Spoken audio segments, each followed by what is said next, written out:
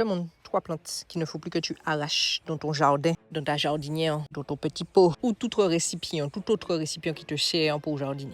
Première plante, c'est lui, le pourpier. Regarde comment il est bien gras. Ah ouais, il est beau, il est gras.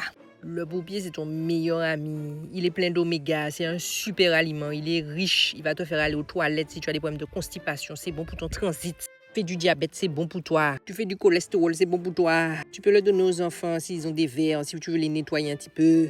Tu peux le mettre dans tes soupes. Tu peux juste le manger comme ça. On va faire ça rouler.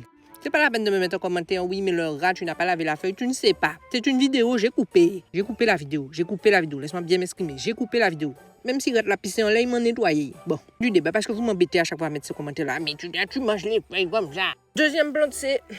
Normalement, là, franchement, si vous me dites pas que c'est de la mal nommée, sortez aussi.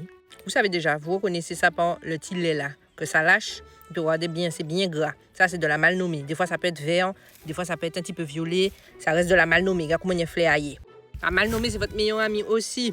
Votre cas tous, c'est que vous avez de l'asthme. Vous faites des verrues grâce au lait là. Vous mettez le lait directement sur la verrue. C'est impressionnant. Il est super bon pour soutenir le système immunitaire. En plus, c'est une plante qui est considérée comme une mauvaise herbe, mais ça n'en est pas une. Avant de l'arracher, peut-être mettez-la au congélateur, faites-la sécher, moi pas, ça fait un bail et puis quoi. La dernière plante, c'est elle.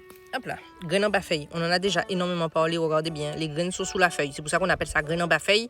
Et puis c'est la verte, hein, pas la rouge. Graine en bas-feuille, il faut savoir que dans certains pays, elle est vénérée. Ici, on s'en fiche, on la piétine, alors qu'ailleurs, c'est une plante exceptionnelle. C'est le meilleur ami de votre foie. Vous avez des petits problèmes hépatiques, etc. C'est très bon pour nettoyer le foie. Vous avez des fièvres tenaces. C'est très bon pour ça aussi. Ou au Japon, elle est considérée comme une reine parce qu'elle permet de traiter les problématiques hépatiques.